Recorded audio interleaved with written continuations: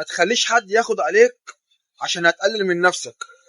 مش معنى ان انا بقول لك كده انك تتكبر وتعالى على الناس، بس في ناس لو اتعرفت عليك بسرعة وخدت عليك ممكن تقلل منك وهي مش حاسة.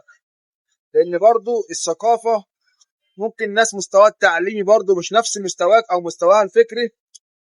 ممكن تلاقي ناس عندها تطفل بقى، فاهمني، او فضول زيادة عن اللزوم. ممكن تلاقي واحد مثلا جارك هو طبيعي ان هو يعرف عنك معلومات عادية، بس ممكن تلاقيه عايز يتدخل في حاجات او يتكلم في تفاصيل هتزعلك، هو اصلا ملوش ان هو يعرفها، يعني ملوش فيه ان هو يعرفها، فاهمني.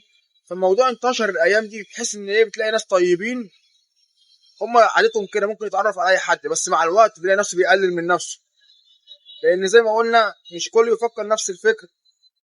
ولا هتقابل ياما، يعني هتقابل ياما في يومك.